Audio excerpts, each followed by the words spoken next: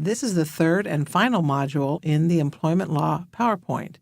In it, we will cover one exception to the exceptions to the employment at will doctrine. The exception to the exceptions we are going to look at is called BFOQ, or Bona Fide Occupational Qualification. Again, this is an exception to the exceptions. In other words, employers can fire or refuse to hire people based upon physical characteristics or religion, or having policies that tend to impact people based on race, sex, religion, etc. And that's what we're going to look at.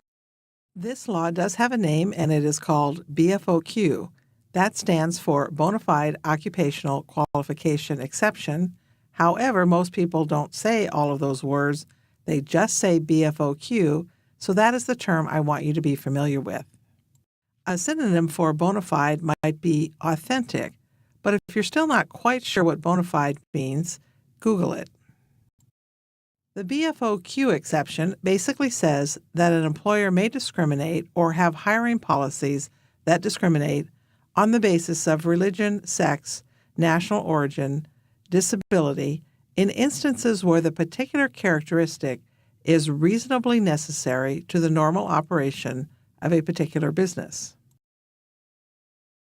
Here's that word reasonable again, and it's usually only possible to understand what that means by looking at some actual examples.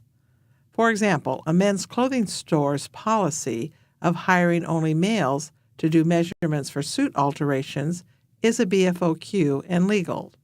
Similarly, a women's clothing store, which has the same policy, would also be legal. This is an actual company policy of Disney. I'm not sure if it's been litigated, but Disney has a policy that it hires only light-skinned females for many of its princess characters who work at the park or on the cruise lines. These women are also not allowed to tan. This is probably a BFOQ, but I don't know if it has been litigated. Here are some more examples. Female clothing designers can legally hire only female models. This is an unusual situation. An airline was allowed to hire only pilots of a certain religious background for certain flights because one of the countries that the airline flew over prohibited, under punishment of death, the presence of people outside of that particular religion. Pause and answer a question.